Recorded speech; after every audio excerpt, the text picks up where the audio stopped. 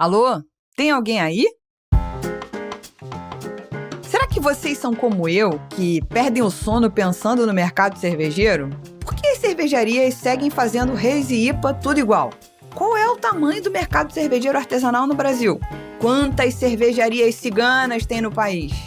Dos estúdios da Pint Network, eu sou Ludmila Almeida, mais conhecida como Hipacondríaca, e o Surra de Lúpulo de hoje é Bloco do Catuai. E aí?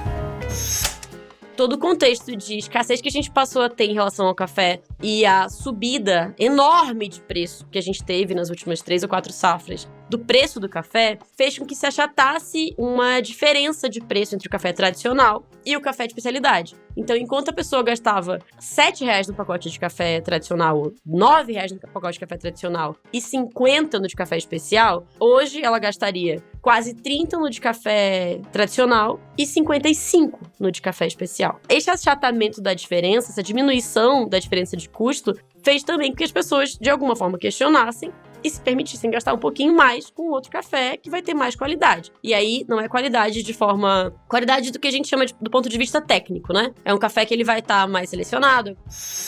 Mesmo que você compre o pacote de café para sua casa, o que vai fazer com que esse café esteja pronto é o seu preparo. Então, esse terceiro pedaço, que é o preparo disso, é você que termina. É como se você tivesse comprado uma coisa ainda para você fazer, né? Você prepara o seu café. Então, a pessoa que começa a ficar muito aficionada pelo café, ela começa a gastar com utensílios, gadgets, traquitanas, objetos de montão para aperfeiçoar esse preparo. E aí você tem a cristalização de algumas informações que versam sobre uma quase uma hierarquização mesmo. Isso aqui é melhor do que aquilo. Só que quando a gente fica achando essa coisa de, esse café aqui, ele está escondendo isso, ele é super perigoso por causa disso aqui, é uma desinformação que é claro que é mais fácil explicar as coisas em uma linha só. É sempre melhor ler um tweet do que a Odisseia. Só que tem uma profundidade de conhecimento que você vai precisar ter caso você queira continuar falando aquilo ali, porque você tá perpetuando uma mentira, uma fake news, um caô, entendeu? Então tem gente que tá fazendo, como você me perguntou mais cedo, um serviço muito bom e parar de servir de serviço. Tem mitos que a gente não pode mais cair, que a gente precisa saber complexificar o porquê que aquilo ali não é verdade. Porque senão você vai estar sempre servindo a alguém da indústria. É sempre interessante para alguém que você acredite em algo que não é verdade. Mari Mesquita, essa grande amiga que a cerveja me trouxe e o café misturou nessa coisa maravilhosa. Quinta-feira, 13 de agosto de 2026.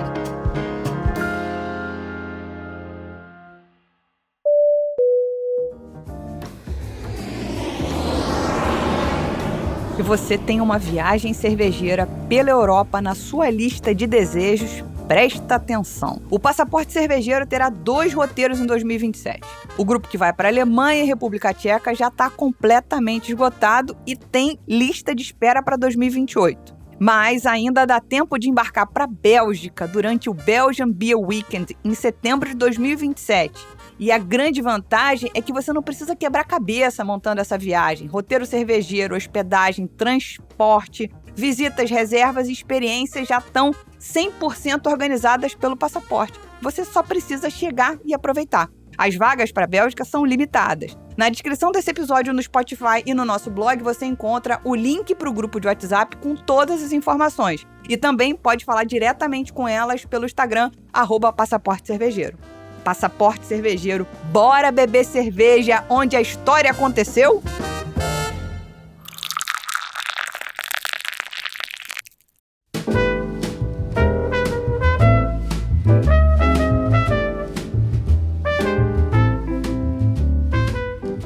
Mari, por favor, dê um alô pra galera relembrar essa voz maravilhosa. Oi, saudosos ouvintes, como vamos? Nossa, Lud, obrigada demais por me receber. Eu acho o Surra um dos podcasts que eu mais escuto, então é um prazer estar aqui de novo. Perfeito. Então a gente vai aqui aproveitar para conectar com as pessoas que já ouviram a Mari aqui no Surra, que ela esteve aqui com a gente no 2º programa do ano.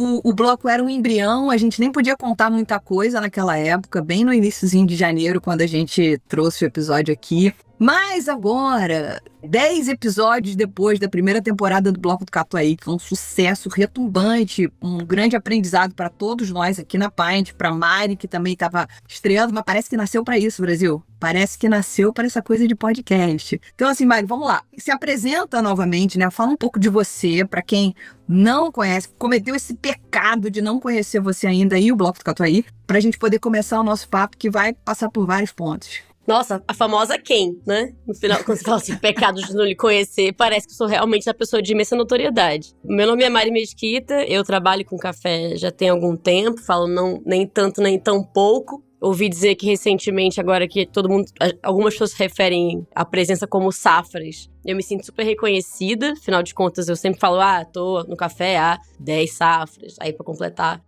11 safras. Eu presto consultoria para cafeterias, eu trabalho com essa parte muito dedicada à extração e serviço, e mexo com o sensorial de bebidas, né? Coquetelaria e especialmente cachaça, vermute e matrizes alcoólicas que me divertem demais. E a coisa mais legal que eu venho fazendo, acho que a coisa mais legal que eu venho fazendo é ter um podcast chamado Bloco do Catuai, que é produzido e co-sonhado pela Pint Network. Perfeito, sensacional.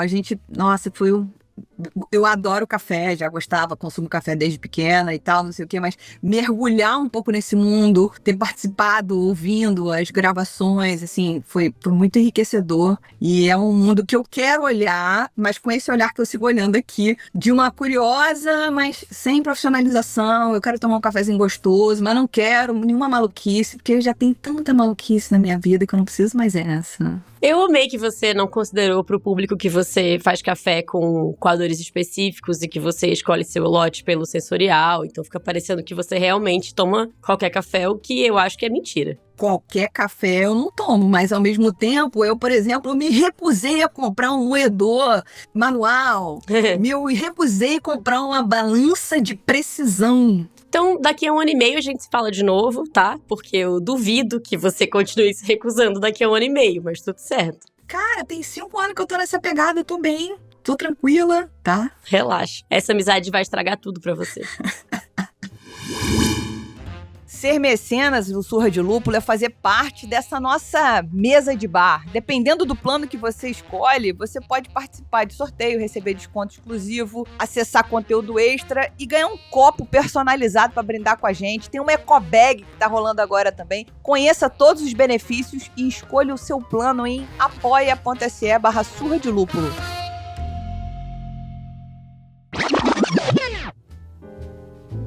Bom, a gente já falou que rolou uma temporada sensacional do Bloco, foram 10 episódios com pessoas absolutamente qualificadas do mercado do café e que você trouxe e explicou pra gente, deu um pouco essa espiada de como é que funciona o mercado, concurso de barista, associações grandes, como é que funciona esse mercado e etc. Como é que tá? Vamos primeiro assim, como é que tá o planejamento da segunda temporada? E aí depois a gente podia fazer esse overview do que foi essa primeira temporada, como é que foi essa construção da espinha dorsal. Tá, a gente reestreia agora no começo do segundo semestre, né? A segunda temporada do Honrável, com o melhor bloco de carnaval parado na sua própria sala, que você vai escutar. A segunda temporada do Bloco do Catuai já vem sendo muito sonhada e estruturada por nós aqui deste lado, pensando em expandir um pouco a conversa que a gente começou nos primeiros 10 episódios, né, na temporada passada. E a ideia é continuar na pegada de um podcast quinzenal, que tenha mais ou menos 1 hora de duração. Eu tô querendo tirar sempre 2 perguntinhas do roteiro pra ver se a gente crava em 1 hora, pra não ficar 1h05, 1h10. E a minha ideia é que a gente converse com perfis mais plurais. Então, acho que a gente vai explorar mais regiões. Então, eu vou dizer personagens, mas são entrevistados de blocos de carnaval mais distantes e que me ajudem mesmo a traçar um panorama mais completo do que é esse cenário brasileiro do café especial. Aí é sempre bom lembrar que a gente tem essa abordagem que continua muito fincada no café de qualidade. Então, é o mercado do café de especialidade, por assim dizer, mas sem florear e sem perder de vista que essa cadeia é muito mais complexa do que só uma discussão sobre pontuação e acidez, enfim. Eu tô muito contente de pensar os entrevistados que a gente tá sondando, né, Lud? Tem te pedido muito ajuda nessa parte. É muito bom poder compor isso com outra pessoa, assim. Além disso, eu acho que pra segunda temporada... É meio pessoal isso, mas eu venho escutando podcasts muito diferentes, inclusive do nosso assunto e do nosso formato.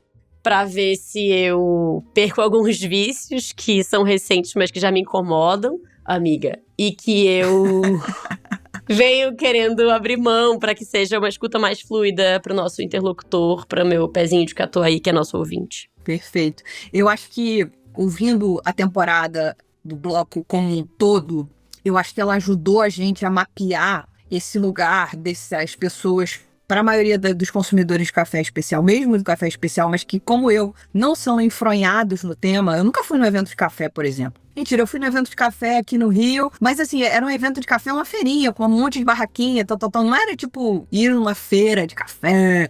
Então, assim, essas pessoas estavam muito num lugar distante, até de desconhecimento. E aí você entender tanta especificidade, tanta informação que você pode entender a partir daí, né? Agora, a gente tem que tomar esse cuidado, como eu estava falando antes, de não tomar um café muito rápido, assim, que ele acabou de ser coado, para não queimar a boca. Eu não quero queimar minha boca, eu não quero já me enfronhar demais. Então, assim, eu acho que, de repente, o balance que a gente pode tentar trazer para a segunda temporada é um pouco dessa diversidade que você disse, né? De aproximar um pouco do consumidor mais padrão, se a palavra for essa, apesar de eu... Entendeu? Não, eu acho que talvez... É que assim, eu fiz muita questão e bati muito... Eu não precisei bater muito pé, na verdade, porque eu me senti muito acolhida, né, nesse desejo, nesse ímpeto de falar pra dentro do mercado. Que era a principal carência que eu sentia num podcast, na verdade. Eu não tinha pretensão de apresentar o café especial pra ninguém. E por isso eu não trouxe convidados que responderam perguntas sobre o que é o café especial, por exemplo. E acho que dentro da Pint foi muito legal contar com essa liberdade. E agora eu sinto que a gente quer falar com mais consumidores, inclusive com aqueles que não trabalham na área. Então, eu quero continuar trazendo convidados que são hipercalibrados, o que eu chamo dos meus nanolotes 90+, assim, pessoas que eu admiro e que eu referencio demais no mercado. E quero ser capaz de construir conversas com essas pessoas que interessem quem já tá super acostumado ao nosso mercado e frequenta as feiras e trabalha com isso, como pessoas que são, por exemplo, da cerveja ou da gastronomia como um todo, ou que são consumidores finais de outra ordem mesmo, e que se interessam pelo tema, mas às vezes não sabem como entrar nele. Sim. Tem que ser uma escuta mais fluida. Então, aquela palavra que a gente ficou repetindo um dia desse numa reunião, que a gente tem que tomar muito cuidado pra não ser ensimesmado, né? Tomar muito cuidado pra não girar em torno de uma coisa, de uma especificidade que restringe. Eu acho que é possível ter conversas assim com pessoas hipercalibradas que não assustem quem tá fora. Perfeito. Mas é uma linha muito tênue, porque eu sei que eu quero ter como fazer perguntas e estabelecer diálogos sobre coisas que são temas muito cabeçudos também. Então, assim, eu acho que a gente tem sonhado com episódios que respondam perguntas específicas também. Então, eu quero conversar com alguém sobre protocolo, alguém que desenvolve protocolo de prova, e conseguir explicar pra quem tá dentro do mercado por que isso é relevante, por que isso tem que se calibrar, e pra quem tá fora, como é que você vai escolher o café da gôndola, por que tem aquele selo com pontos ali, de onde vem aquilo? Porque essa é uma curiosidade que às vezes as pessoas me perguntam sobre. E aí eu quero trazer não o meu achismo ou o que eu colhi como fonte secundária, mas a pessoa que faz aquilo e que pode responder Perfeito. no ao vivão ali pro consumidor o que é isso. Perfeito. E nem por isso a pergunta é menos rica, sabe? Então, totalmente. É que às vezes quando a gente não sabe de um tema, a gente fica só nessa superfície do que tá todo mundo falando.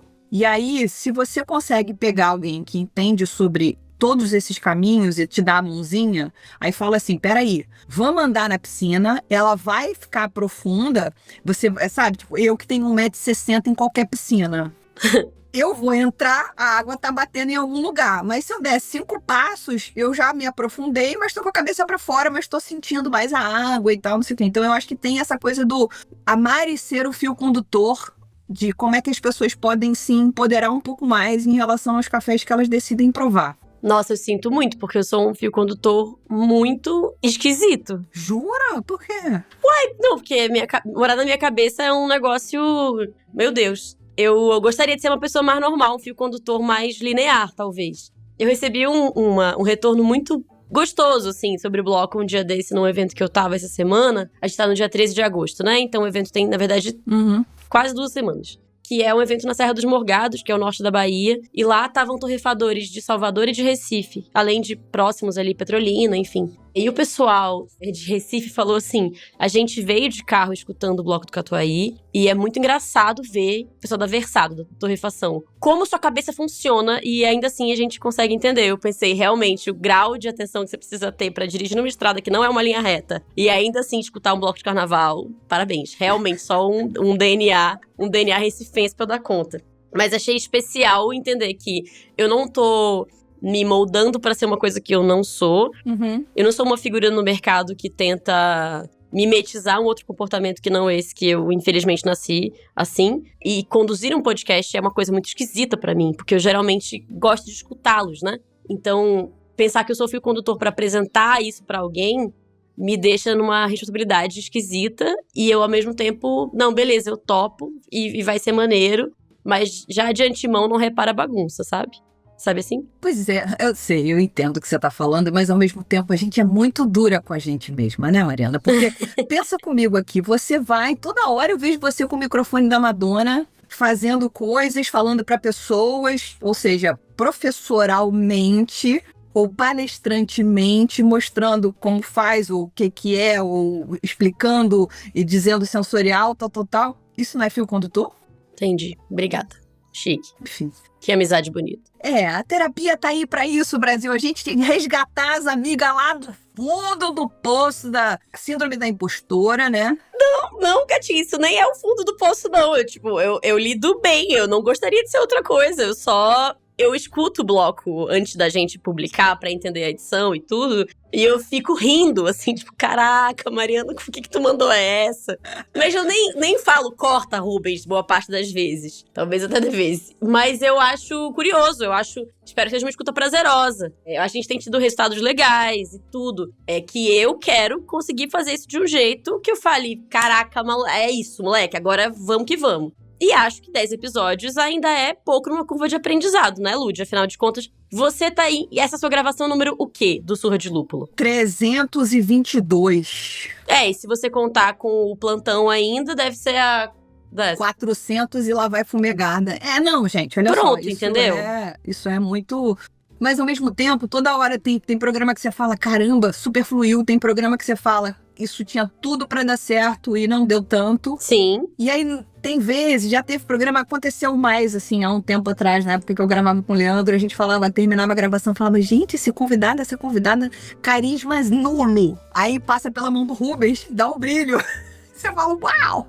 Gente, a gente não grava ao vivo. A edição faz diferença. A gente não grava ao vivo, né? Então, realmente, a mágica por trás da gente não ter e pausas se chama Rubens. Verdade.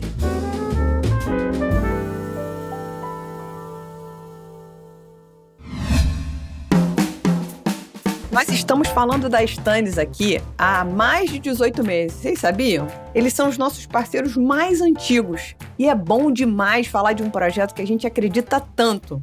Mas para quem ainda não conhece a Stannis, eles são de Jaraguá do Sul, lá em Santa Catarina, e toda vez que a gente fala que eles fazem uma cerveja de qualidade, não é só balela, é porque os números falam por si. No World Beer Cup 2026, que é a Copa do Mundo das cervejas, com mais de 8 mil rótulos inscritos de 50 países, a Stannis levou ouro. No Brasil Beer Cup de 2025 foram 37 medalhas e o título de cervejaria do ano pelo segundo ano consecutivo. Antes disso, ainda foram 2 medalhas de ouro no Brussels Beer Challenge na Bélgica. E isso, gente, não é sorte, isso é consistência. E é exatamente por isso que faz todo sentido ter a Stannis do nosso lado. Se você quer experimentar uma cerveja que derrota gigantes europeus em degustações às cegas, acessa www.stannis.com e usa o cupom SDL12 para ganhar 12% de desconto. Stannis, feita em Jaraguá do Sul e premiada no mundo inteiro.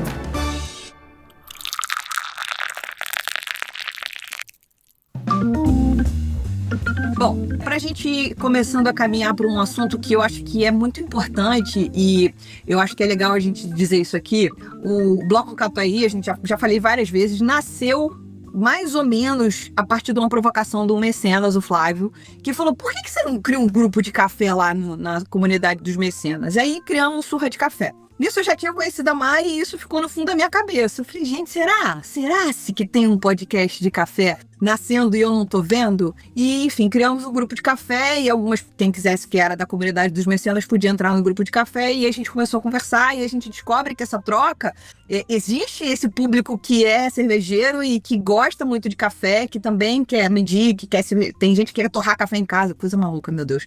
E e aí começamos a gestar o bloco a partir desse lugar que, tipo, tem gente que quer ouvir falar sobre esse assunto. Vamos falar sobre isso. E aí esse grupo ele foi ficando cada vez mais legal, porque tem muita troca. Às vezes tem mais troca no café agora do que na cerveja especificamente. E aí a gente começou nas conversas, eu e a Mari, a entender que o mercado de café e de cerveja tem mais semelhanças do que a gente pode imaginar. Então, assim, Mari, se você hoje fosse pensar em como atrair novos públicos, que é um grande problema na cerveja também, tá? A gente segue falando com as mesmas pessoas, segue atraindo as mesmas pessoas, e quando você tenta se comunicar com uma pessoa que não bebe cerveja especial ou que não toma cerveja especial como a vida dela, a gente só chega e fala assim, não, mas você é brameiro, não, mas você só toma o Antártico original, você não presta, só toma cerveja ruim. Eu acho que a gente afasta as pessoas de uma possibilidade de troca, né, e de aproximação mesmo, né, afasta e realmente não aproxima. Enfim, quais seriam as abordagens que você acredita que poderiam funcionar? Você, depois de 10 safras, você certamente está falando para um público que quer aquilo, mas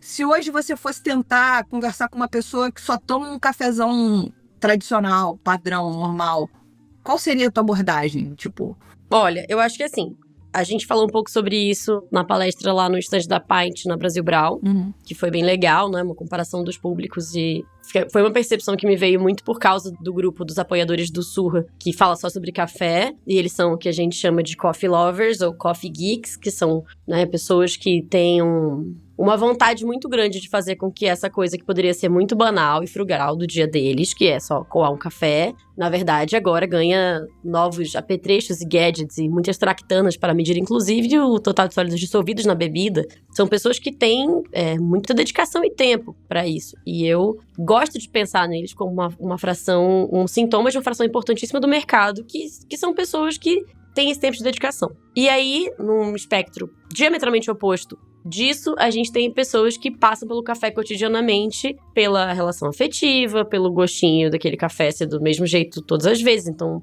cotidiano e tal. E pelo café como droga, né? Que é o café como cafeína, eu vou ficar acordada, vou ser uma companhia melhor e vou trabalhar bem. A gente precisa entender que esses extremos, eles representam quantidades muito diferentes desse mercado, mas que o consumidor final não engajado, né, que é a pessoa que toma café tradicional, como você me falou, ela também tem comportamento dela mais complexo do que eu fiz parecer quando eu descrevi ela agora 3 segundos atrás.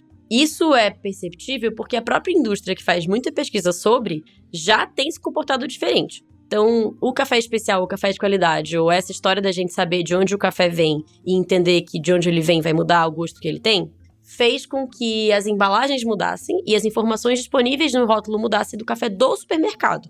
Não estou falando de uma cafeteria hipster que serve kombucha e que tem embalagens de café em grão, 250 gramas, com palavras que você não sabe o que significam, tipo fermentado 48 horas, catuai e catucai 2SL. Eu não estou dizendo isso. Estou falando que a empresa enorme, que você aí que está me ouvindo no rádio sabe o nome, essa empresa aí mudou a maneira como ela comunica a embalagem. E isso quer dizer que esse consumidorzão que a gente acha que não está interessado por isso, já foi impactado com alguma mudança de mercado. Eu não sei se a mesma coisa aconteceu com a Original, que é a minha cerveja normal de preferência, com a Brahma ou com a Skol. Não sei. Você pode me dizer isso, Lud? É ou não? Então, eu acho que quando aconteceu o boom da cerveja artesanal, falando de Brasil especificamente, lá pelos idos... Que foram pessoas do TI tendo burnout? 2014? Então, na verdade, para chegar em 2014, teve uma galera muito doida, tipo os irmãos Mendes da Eisenbahn, lá em 2006, 2007. Outras cervejarias ainda no Rio Grande do Sul, final da década de 90, começo dos anos 2000, que começaram a olhar para esse lugar e produzir cervejas e etc. Aí é óbvio que essa cena ela se desenvolve, ela cresce, ela tem uma culminação lá, mais ou menos entre 2011 e 2015, que foi esse grande boom, né? Quando você olha o crescimento das cervejas, ele teve esse pico, esse auge ali. Eu acho que a gente, naquele momento, tinha um quê de inovação, de curiosidade, que as grandes marcas que é como você está citando para o café, foram para um lugar do tipo assim, peraí, será que isso aqui vai impactar o meu reinado? Então eu vou adquirir marcas que eu acho que podem impactar. E aí a gente faz esse processo de, não sei se é mudar a embalagem ou se é, eu também posso ser artesanal. Entendi. Eu sou grande, mas eu tenho uma coisa pequena e eu posso produzir em menor escala. Não sei se é mais ou menos isso. Perfeito. Em mercados como os Estados Unidos, isso aconteceu. Então, você tem gigantes como a Nestlé adquirindo microtorrefações que depois não foram mais tão micro assim. E que um dia, quem entrou no café especial, olhou para essas torrefações como grandes caravelas enormes, assim. E hoje em dia, a gente olha para elas de um jeito muito mais padronizado, estandartizado, e, enfim. Então, aconteceu essa aquisição, né? No Brasil, a história é outra, né? A gente é um país produtor e a gente tem uma outra relação com essas marcas todas. Então, o que a gente tem são, por exemplo, a Três Corações fazendo segmentações de mercado. Então, você tem a Três Corações de todas as gradações possíveis de gôndola. E você tem o que muita gente que há não tantos anos atrás chamava de café normal, café comum. Eu compro pelo preço, eu compro o mesmo que minha mãe comprava, enfim. Hoje tem comprado, sei lá, Três Corações Rituais, que é uma marca dentro da Três Corações que vende em qualquer mercado, em boa parte dos mercados, que o café já vai estar, muitas vezes, moído e que vão ter selos diferentes de qualidade ali estampados nele. Ou você tem uma informação maior, uma disponibilidade maior de informações dentro de um mesmo pacote. Mesmo que essas coisas não necessariamente queiram dizer coisas que não existiam antes. Então, eu leio muito mais 100% arábica em vários dos pacotes. Sendo que boa parte desses cafés já eram 100% arábica antes disso estar escrito, tá? A arábica é uma espécie, gente. É uma espécie que a gente produz em abundância no Brasil. A gente, inclusive, produz genéticas de arábica muito, muito boas. E de canéfora também. Ser arábica ou ser de outra espécie não significa uma qualidade intrínseca, tá? Esse café pode ter características diferentes dependendo de tudo depois da genética dele. Mas, enfim, eu acho que essa mudança de como as empresas começaram a ver esse mercado todo fez com que a gente tivesse qualificações distintas de consumidor final. E aí vem uma outra coisa, eu vou parar de devanear sobre, que é muito material e tangível, que é todo o contexto de escassez que a gente passou a ter em relação ao café e a subida enorme de preço que a gente teve nas últimas 3 ou 4 safras do preço do café, fez com que se achatasse uma diferença de preço entre o café tradicional e o café de especialidade. Então, enquanto a pessoa gastava R$7 no pacote de café tradicional, ou R$9 no pacote de café tradicional e 50 no de café especial, hoje ela gastaria quase 30 no de café tradicional e 55 no de café especial. Esse achatamento da diferença, essa diminuição da diferença de custo, fez também com que as pessoas, de alguma forma, questionassem e se permitissem gastar um pouquinho mais com outro café que vai ter mais qualidade. E aí, não é qualidade de forma... Qualidade do que a gente chama do ponto de vista técnico, né? Certo. É um café que ele vai estar mais selecionado, é um café que ele vai ter outros sabores ali dispostos, enfim. Ele não é feito para ter o mesmo gosto sempre. Essa é uma coisa. Perfeito. Tomara que eu tenha conseguido resumir. Mas eu acho que é diferente pensar o consumidor final, que a gente gosta de colocar numa caixinha muito... passa pelo café sem saber o que tá acontecendo. E o grupo dos mecenas, que a gente acabou de citar, dos coffee lovers. Essa diferença, esses dois extremos, eles têm se complexificado. Muito e muito mesmo, assim. Esse consumidor final que a gente acha que passa despercebido pelo café, na verdade, nem todo mundo passa. E a gente colocava isso tudo numa grande bolha. E essas 3 mudanças, ou seja, a percepção que a indústria teve de que ela precisava informar coisas diferentes e mudar um pouco o perfil de entrega dela, o achatamento dessas curvas e, claro, né, uma disseminação massiva desse lifestyle do café especial tem contaminado as pessoas de várias formas. Contaminação positiva, que nem acontece numa fermentação mista. E aí essa história aqui tem mudado um pouco esse cenário. Então eu não gosto muito da ideia de que a gente vai olhar só para esses 2 polos. Eu entendo que, por exemplo, o Bloco sempre olhou para esse polo muito, muito, muito, muito restrito, a ponto de eu achar que alguns episódios precisavam ter um glossário. Tanto que é isso. Pra quem não sabe, galera, tanto o Surra quanto o Bloco do Catuaí tem um texto de apoio que a gente publica sempre junto com a saída do episódio nas suas redes de plataformas de áudio favoritas. A gente tem um texto de apoio ao episódio. Que pra quem não quer escutar, pra quem quer ler durante o trabalho, enfim, não tô incentivando a vagabundagem aqui, tá? Mas esse texto tem a síntese do episódio ali escrita. E a gente faz um esforço de colocar informações quase como realmente um glossário para dar uma traduzida quando o assunto começa a ficar muito técnico, entendeu? Ou uma imagem de apoio, de uma ficha de avaliação, etc. quando eu sinto que o episódio tá ficando muito, muito técnico, é fundamental que a gente volte um pouco, né? Porque senão você restringe demais. E eu acho que essa foi uma percepção que alguém possa ter tido da história aqui. Bom, o que eu quero fazer na segunda temporada, Lud, pra te resumir um pouco essa história, é que a gente fale com o extrato um pouco mais aberto do que quem tem todos os equipamentos possíveis em casa. Perfeito. Eu lembro que o nosso primeiro papo, lá em janeiro, a gente foi falar de democratização e aí a gente teve um assunto bom que não necessariamente democratizar só pelo preço, né? Então eu acho que esse movimento que você trouxe, que você desenhou pra gente tão bem, sobre essa mudança nas grandes empresas, trazendo mais informações, é óbvio que elas estavam tentando agregar valor, mesmo que não seja apenas financeiro, mas ela estava tentando agregar valor ao produto para gerações que se importam com informações que apareçam no rótulo, né? Então, você falou muito bem no começo do tipo, eu compro esse café dessa grande marca porque foi o que sempre compramos na nossa casa. Uhum. A gente, de repente, começou numa marca, num degrau ainda menor, e aí depois a gente migrou para uma outra marca, de uma embalagenzinha verde, que teoricamente era um degrau acima. Isso é Orfeu? É a Melita? Verde, tá. Melita é sempre verde e vermelho pra mim. Aí você falou um degrauzinho acima, eu pensei que fosse um Orfeu. Aí o Orfeu talvez ainda fosse um outro degrau ainda e tal. Então, assim, eu acho... Não, eles contratam a Fernanda Montenegro. O Orfeu é muito acima. Eles contratam a Fernanda Montenegro pra fazer propaganda, entendeu? É muito acima. Entendi. Mas aí a questão é, o fato de contratar a Fernanda Montenegro não necessariamente... Porque aí vai gerar essa percepção de valor, entendi, tá. Enfim, o que eu quero dizer é que, tipo assim, por exemplo, eu cresci com a minha avó passando pilão. E aí eu cresci com a minha avó passando pilão, e aí tinha uma garrafa térmica azul, que era a garrafa dos adultos, que ela passava a primeira água.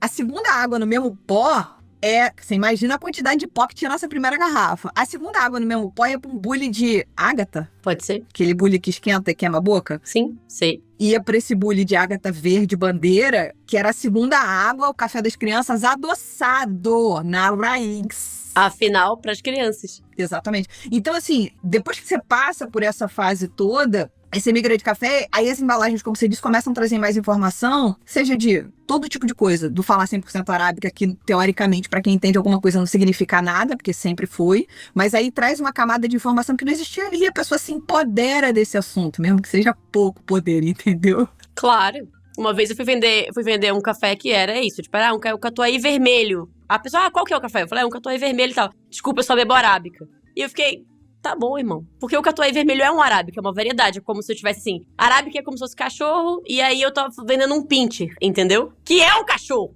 Mas enfim. Pois é, mas era uma boa explicação você ter dado pra pessoa, entendeu? Eu dei. Eu tenho certeza que você não passou por essa. Você não passou por essa aflição sem, entendeu? Soltar o pincher que existia dentro de você.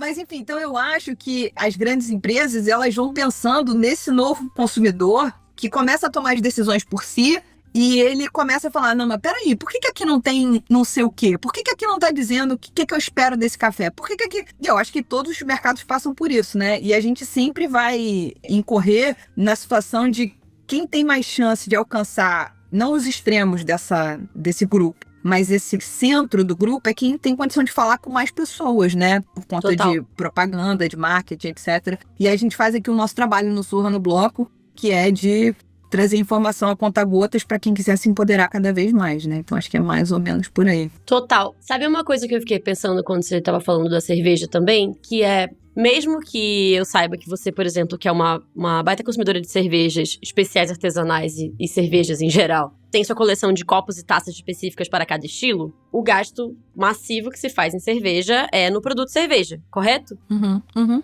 Você compra cerveja, no máximo você vai ter na sua geladeira um espaço ali para cervejas que você tá muito afim, seja as de guarda ou as não de guarda. No café, as pessoas gastam em pacotes de café, gastam mesmo, só que vamos lá, assim como na cerveja, um beijo pros Giba, ó, primeiro agricultura, né? Então ele foi produzido na lavoura. Uhum. Depois indústria, que pra nós é a torrefação, pra vocês é a planta fabril da cervejaria. E depois serviço, que você vai ter num brewpub, na cervejaria, no restaurante, até num café, etc.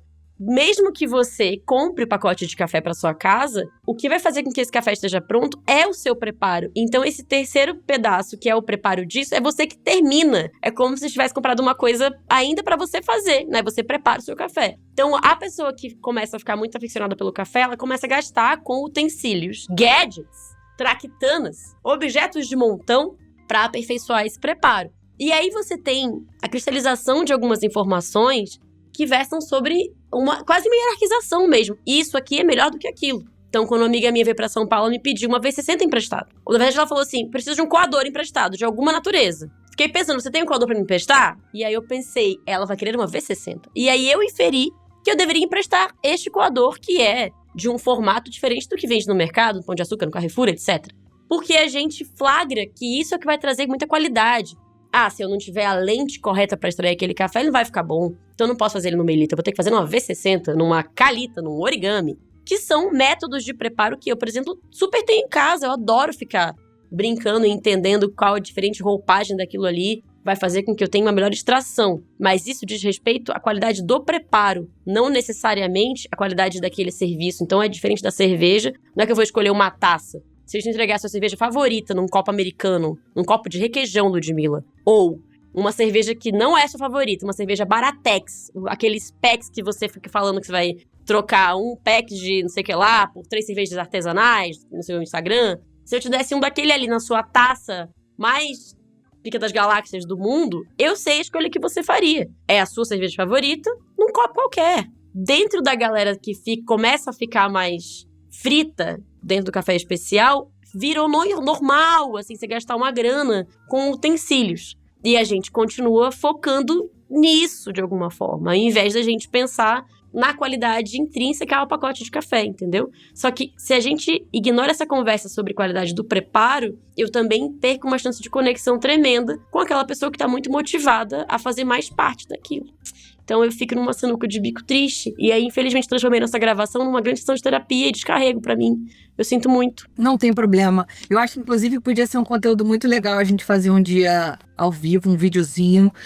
Você passando o mesmo café numa Hario, numa Melita, numa Chemex, prensa francesa, sei lá, uns 3 negócios assim. E aí... não sei se podia ser você a passar, a fazer o café, ou se você tinha que adivinhar qual era qual. O mesmo café. Entendi. Sabe que eu faço isso em curso, em geral. Quando eu tô ministrando curso de extração de café para consumidor final. Uhum. E mesmo para barista também. Eu faço muita questão da gente fazer em métodos diferentes, porque as pessoas às vezes se inscrevem nesses cursos para aprender a usar um método ou outro. E eu fico pensando, minha senhora, é de graça no YouTube a senhora ver esse vídeo? O que eu vou fazer aqui é lhe conduzir pra gente ir provando a diferença deles. Mas aqui eu fiz um curso de preparos em 2016, eu acho, com um cara que eu admiro muito, aliás, e continuo admirando. E eu perguntei pra ele sobre Melita, e ele falou, quando você gasta R$50 no pacote de café, que na época, tá, galera, significava muito, R$50 no pacote de café, você deixa 5 no Melita, porque o Melita piora o seu café. E eu fiquei entaladíssima com aquilo. Poucos meses depois eu comecei a ficar obcecada por Melitas, assim, eu já tinha um pouco isso. E aí ele criou um monstro, assim. E aí eu contei pra ele, anos depois que ele tinha dito isso, e ele falou, eu nunca disse isso, eu pensei. Tá bom, Hugo Rocco, mas eu anotei. Eu achei muito legal essa comparação que você fez do tipo, a cerveja, a gente vai lá e compra o produto. No café, você compra o café, mas se você não, entre aspas, dominar o preparo, as formas de preparo, que são infinitas aparentemente, você tá fazendo tudo errado também. Ou seja, tem sempre alguém pra te julgar, sabe? Tem sempre aquele olhinho te julgando, assim. Eu tô cansada do julgamento, eu não quero. Mas é na sua casa você que pagou, entendeu? Eu fico muito nervosa com essa história, assim. E é engraçado pra mim perceber essa sensação que as pessoas têm de que elas não vão comprar um café que é o brabo, que elas foram numa cafeteria, gostaram, acharam tudo de bom no Brasil, super exótico. Nossa, esse café aqui, meu Deus! Mas eu não vou comprar não, porque eu não vou saber fazer. Eu falo, cara, mas o que você pode estar fazendo de tão errado com esse café a ponto de você achar que não vai conseguir fazer ele? E agora é obrigatório que os lugares que industrializem, né, no caso da torrefação, coloquem a sugestão de preparo, quase um modo de preparo ali. E aí eu fico pensando, se a pessoa tá ressabiada, essa autoestima tem que ser trabalhada, cara. Porque você vai deixar de tomar um negócio espetacular no melhor lugar do mundo, que é a sua casa, pra, sabe? Porque você não tá ali, ó, arrisca, irmão. Vamos aí. Vamos aí. Pois é. Enfim.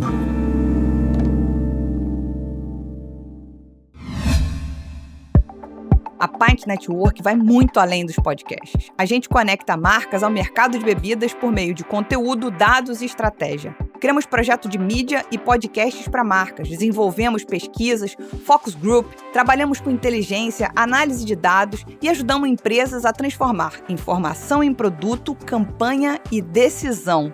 Tudo começa entendendo o objetivo da sua marca para construir uma solução sob medida. Quer saber o que a Pint pode fazer pela sua empresa? Manda um e-mail para contato@pint.network.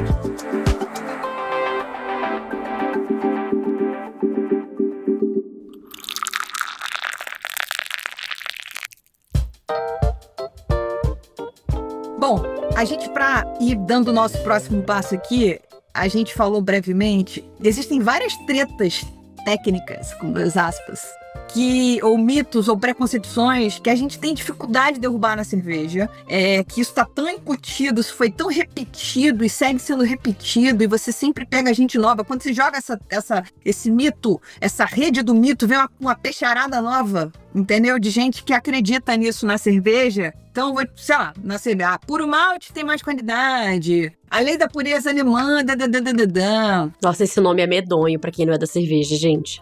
A lei da pureza ou Reinheitsgebot? Ambas, eu acho. E aí é puro preconceito, mas assim, vamos achar outro nome pra falar essa coisa. Não, mentira, não vou mexer com esse vespeiro, não. Mas eu, que sou que tô distante da cerveja, eu acho, assim, semanticamente bizarro. Mas tá. Não, mas assim, pensa assim, ó, lei da pureza alemã. A pessoa fala, cara, pureza. Sabe essas palavras que você pingou ali? Sei. Uhum. E aí falou, caramba, uau, gênio do marketing. Enfim, pureza, puro malte. Sei. Enfim, as pessoas vão agarrando naquilo, entendeu? Que... Puta merda. E aí eu fico me perguntando, tem isso no café? Tipo, qual é a parcela? Eu gostei dessa. Qual é a parcela de serviço que a gente serve no café? Eu acho que as pessoas criminalizam a torra escura. Eu acho que as pessoas criminalizam moagem fina. E isso no preparo, tá, pessoal? Uhum. O que mais que pode ser um grande mito que a gente tem? Bom, a torra eu acho que é um classicão, né? Que é pra falar que a torra escura é pra esconder sujeira. Eu já ouvi falar de pelo de animal, rabo de rato, gravetos. Graveto eu acho de boa saber que vão estar lá. Se você compra um café, por exemplo, não sei se vão estar lá, mas assim, é permitido que até 1% sejam coisas que não são, sei lá, grãos maduros de café. Mas aí, ó, você pegou e tangibilizou. Você jogou e falou, gente, olha só, tem um montão de 100% aqui. 1%. Eu posso sugerir uma coisa? Pode. Pra todo mundo que estiver meio na dúvida em relação a isso e ficar sentindo que essas coisas não são... que é uma grande selvageria e ninguém tá olhando, estamos sendo enganados. A ciência não quer que você saiba. Minha gente, se tem uma coisa que o cientista quer, é que você saiba. Porque dá um trabalho danado fazer ciência. As pessoas querem que todo mundo saiba. Como diz a Joana Pereira, que é uma cientista que eu admiro muito, que estuda alimentação. Ela fala, só falta o cientista ficar na frente do metrô com o paper. Leia meu artigo aqui, por favor. Quase dando de folder. Se você viu esse vídeo no TikTok, a ciência não quer que você saiba. É mentira. Não precisa nem chegar no final. A ciência sempre quer que você saiba. É o papel dela. Mas eu acho que assim, tem um site que eu acho muito bonito, que é o site da ABIC. A-B-I-C. A ABIC é a Associação da Indústria do Café brasileira. E é super importante porque é quase uma associação que se autorregula, né? Então, como que acontece o selo da ABIC que você pode ir no mercado? No mercado mesmo, na torrefação de café especial não vai ter isso, tá? Mas no mercado você vai lá e qualquer pacote de café que você encontre vai ter um selinho no formato de selo do correio mesmo, pra quem tem a minha idade ou mais, sabe o que é isso, que vai dizer qual é a certificação de qualidade e pureza. Esse selo é pioneiro no mundo pela maneira como ele faz o estudo. Não é que as empresas mandam uma amostra e aí vai ser diferente a cerveja que manda para o concurso e a cerveja que tá engatada. Não. A ABIC vai lá. E a ABIC, terceira pessoa, compra esse pacote de café na gôndola, sem que ninguém saiba que é a ABIC que tá comprando, paga por esse café normal lá no caixa, sabe? E analisa fisicoquimicamente, bota no laboratório, bota na mesa de prova e consegue entender qual é a gradação de pureza e qualidade que tá ali. Eu tô dizendo pra você como uma Mariana que trabalha com café especial, meu CNPJ e meu CPF gostam muito desse assunto, tá? Se tá com esse selo, pode confiar que é o que tá escrito ali. Perfeito. E se você discordar, mande pro saque da ABIC, que eles geralmente respondem de verdade. Legal. Lá tem toda a certificação do porquê, como que é o protocolo de prova, o que eles estão analisando. Então a história de que vai ter pelo de roedor e, sei lá, uma lagartixa morta, vai se informar sobre isso, que talvez não seja verdade, galera. E o café é vegano, entendeu? Não é pra ter nenhum bicho lá dentro. Mas é legal isso, porque, por exemplo, eu migrei do café comum para o café especial, porque em algum momento eu não tinha mais o que tirar da minha vida de doce, eu tava tentando emagrecer, e a nutricionista falou, é o adoçante. Mentira. Ela falou isso pra você? Ela falou. E aí eu falei, cara, na moral, eu amo café, mas sem adoçante não vai rolar. Não vai rolar. Aí começaram pra mim, pra tomar café sem açúcar, só se for especial. Aí, cara, eu sou, médico falou pra mim assim, ó, tem que ficar num pé só, eu vou ficar no pé só. Eu fui lá, comecei a comprar o café especial, total, realmente foi mais fácil e tal, não sei o que, nananã. Aí tem essa outra demonização do açúcar, do tipo, não pode adoçar. Gente, deixa a pessoa beber o café dela do jeito que ela quiser, foi ela que pagou esta bosta. Yes. Entendeu? Então, assim, eu acho que tem essas coisas que dão essas afastadas no público que, de repente, tá ali querendo ser curioso, curiosa, sabe? Espiar primeiro. Botar a mão na água, tá muito quente, eu entro depois. O Rafa do Café de Preto, que é alguém que eu admiro muito, é um torrefador que compra cafés de produtores e produtoras pretas. E é um homem preto que torra cafés e vende os cafés com uma narrativa importantíssima sobre um contexto racial que é apagado há pelo menos 295 anos do café brasileiro, tá? O café faz 300 anos de cultivo no Brasil no ano que vem. Então, pelo menos 299 anos. E o Rafa fez um vídeo maravilhoso, estamos no 13 de agosto, né? Há 2-3 semanas, sobre a diferença do café tradicional e do café queimado. Olha que interessante, ele foi lá e no torrador dele, ele quase carbonizou o café, então tava com aquela superfície oleosa, que pra nós do café especial não é tão vantajosa, quer dizer que os óleos migraram pra superfície e a gente perdeu eles, então enfim, não tá mais fresco, tá um pouquinho jururu. Ele fez isso, ele moeu e ele comparou a cor, tonalidade da cor mesmo, do café tradicional e do café que ele queimou, que é um café especial, excelente, de peneira selecionada, que ele queimou. E a diferença de cor é a seguinte, minha gente, pra você que não tá me vendo ao vivo porque a gente tá só no áudio, o café tradicional era muito mais claro que o café que ele queimou. Ah, podem ter queimado menos. Claro, podem sim. Só que quando a gente fica achando essa coisa de, esse café aqui, ele está escondendo isso, ele é super perigoso por causa disso aqui, é uma desinformação que, é claro que é mais fácil explicar as coisas em uma linha só, né? É sempre melhor ler um tweet do que a Odisseia. Só que tem uma profundidade de conhecimento que você vai precisar ter caso você queira continuar falando aquilo ali, porque você vai estar perpetuando uma mentira, uma fake news, um caô, entendeu? Então tem gente que tá fazendo, como você me perguntou mais cedo, um serviço muito bom e parar de servir de serviço. Tem mitos que a gente não pode mais cair, que a gente precisa saber complexificar o porquê que aquilo ali não é verdade. Porque senão você vai estar sempre servindo a alguém da indústria. É sempre interessante para alguém que você acredite em algo que não é verdade, né? Esse é um ano importantíssimo pra gente pensar nisso. Então, pensar a qualidade do café, você tem que entender o que é a qualidade do trabalho no campo, se aquele lugar de onde você está comprando café tem alguma certificação, alguma indicativa de que ele remunerou corretamente quem colheu esse café e trabalhou nele, o que pra mim é qualidade.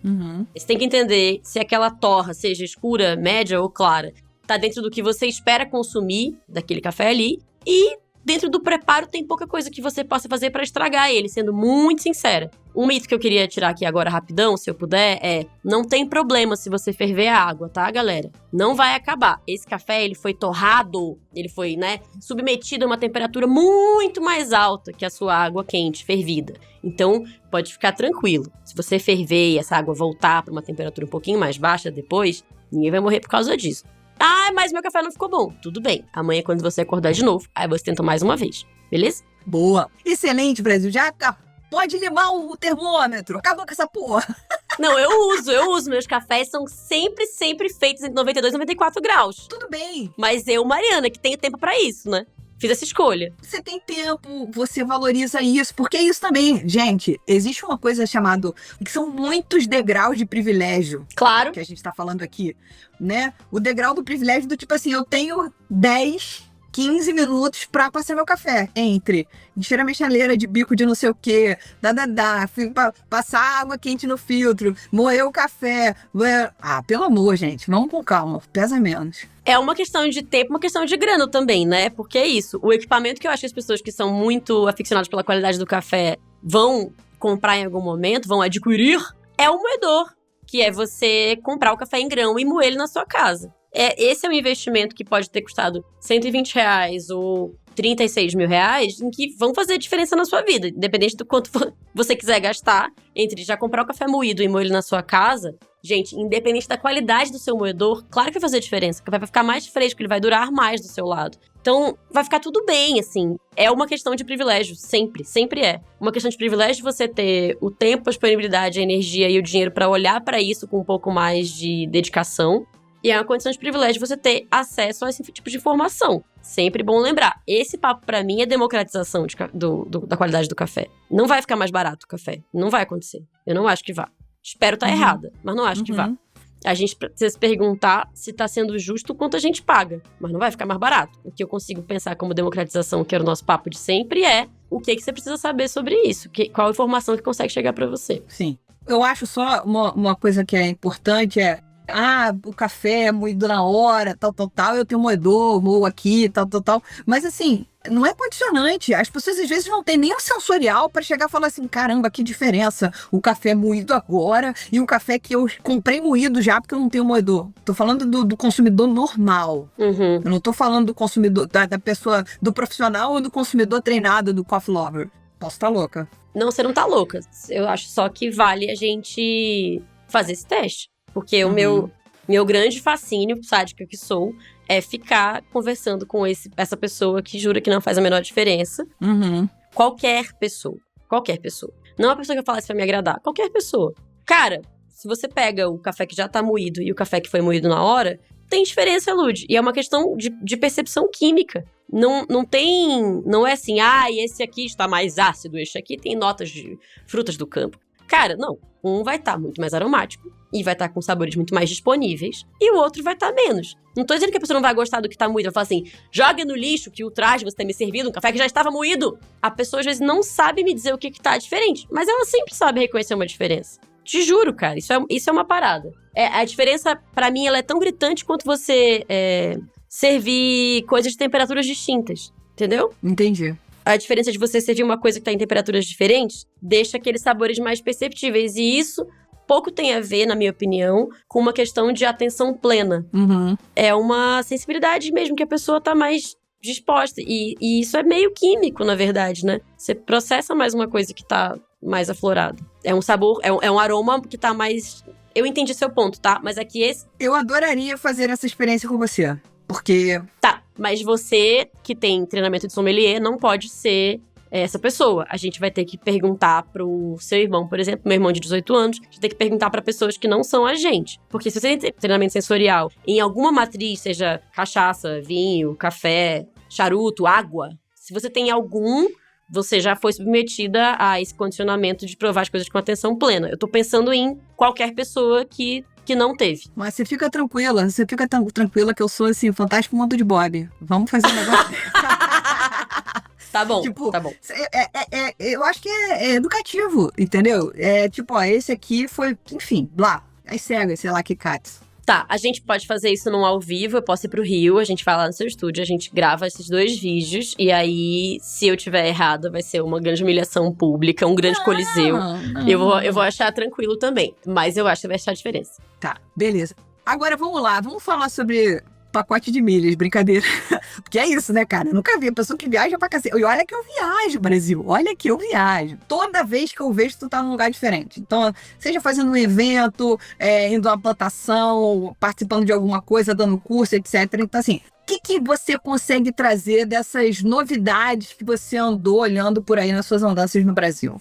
O que a gente espera? Bom, pessoal, primeiramente, eu gostaria muito que as companhias aéreas me fornecessem mais milhas, inclusive, que em algum momento minhas milhas vão acabar, elas não estão se retroalimentando como deveriam, como foi propagandeado que aconteceria. Então, eu viajo para vários lugares diferentes do Brasil, porque meus trabalhos me levam para isso, seja pelo café ou pela cachaça. Mas, recentemente, eu tenho ido para lugares que não costumavam ser famosos pela produção de café e agora têm ganhado alguma notoriedade. Então, por exemplo, eu voltei em julho agora da Caatinga. Eu desci em Petrolina, no aeroporto de lá, e andei mais 110 quilômetros de carro até chegar numa cidade chamada Jaguarari, que fica na Serra dos Morgados. Serra dos Morgados é o final da Cordilheira dos Pinhaços, e lá se produz café. E lá se produz cafés interessantíssimos, assim, de uma percepção sensorial muito distinta. Tem sido ótimo descobrir regiões assim.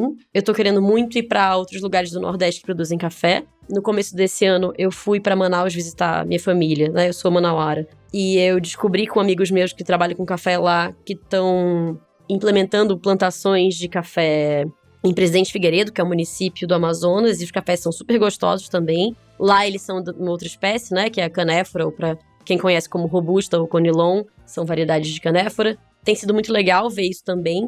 E uma outra coisa que eu tenho visto que é interessante é entender como os consumidores finais que estão entrando no universo do café especial, que sempre tem um fascínio maior pela acidez do café ou pelo frutado do café, têm se encantado por fermentações super ousadas, assim. Então, cafés que são super diferentões e muito exóticos e tal. Então, são essas duas coisas, eu acho. Terroirs nunca dantes desbravados pelo nosso mercado, restrito mercado. E essa outra coisa que é essas fermentações super doidas que a gente tem visto agora serem cada vez mais replicadas e coisas novas e coisas boas. Às vezes as coisas boas são novas e às vezes as coisas novas são... Novas não são tão boas assim. São apenas novas. Mas enfim, eu acho que tem mercado para todo mundo e eu fico feliz de ver que a gente tá tentando expandir.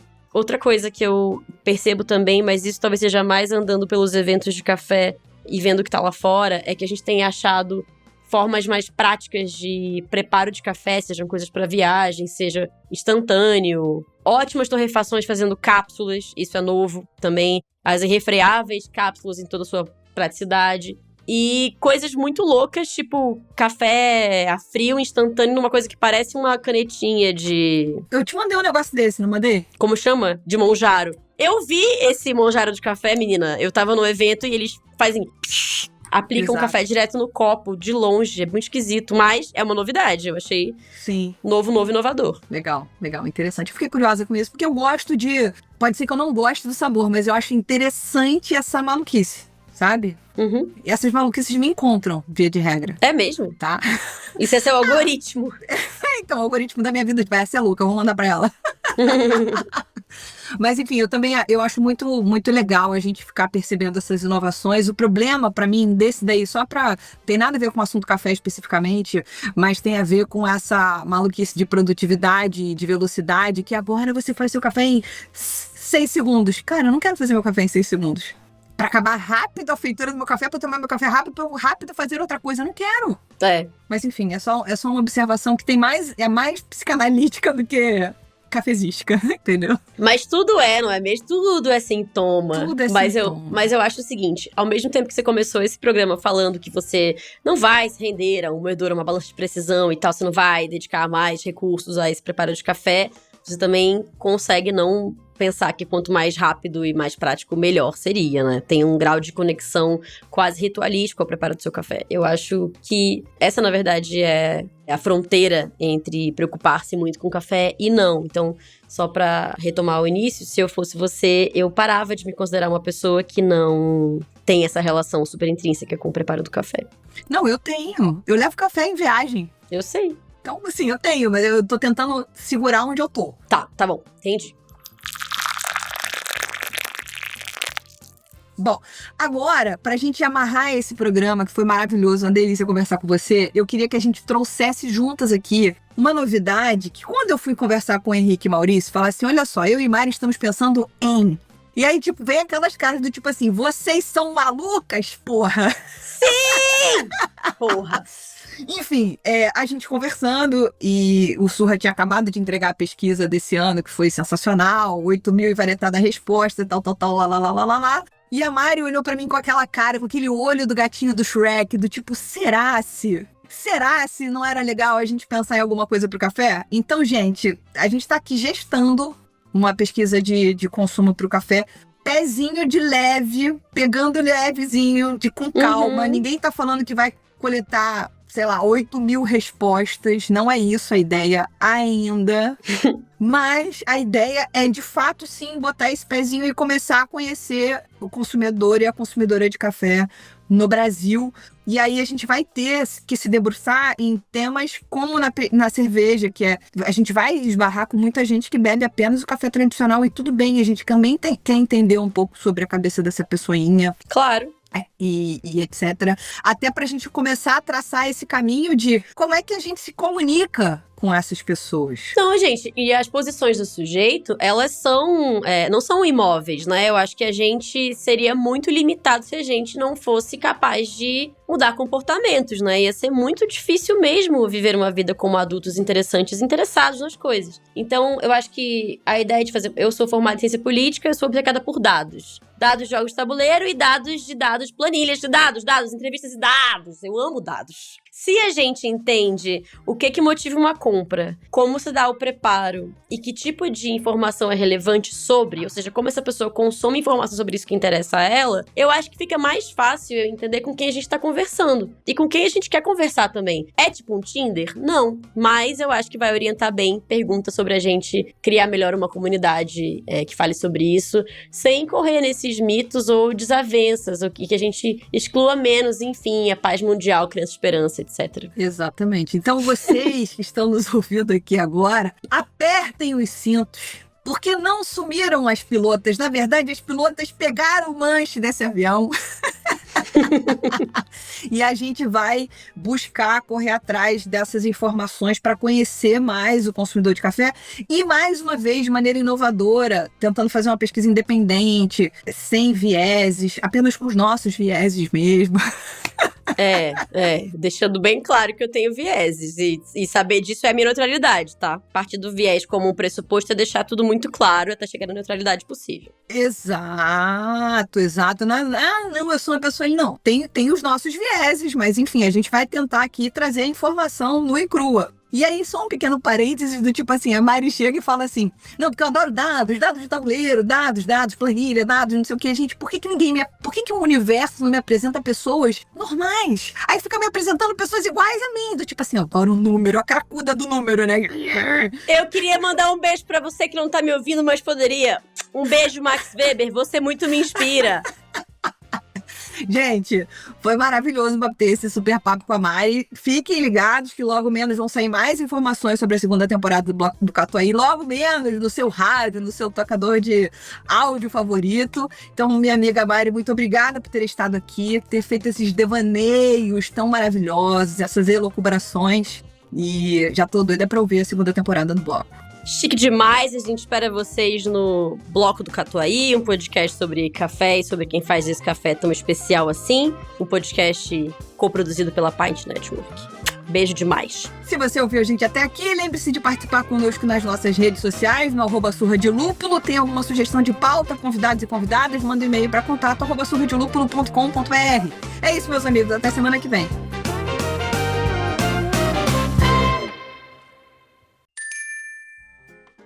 Este podcast é uma produção da Pint Network e está disponível no Spotify, no YouTube ou na sua plataforma de áudio preferida. Na nossa equipe, contamos com a colaboração de Henrique Boaventura, Ludmila Almeida e Maurício TK, sócios e apresentadores do podcast.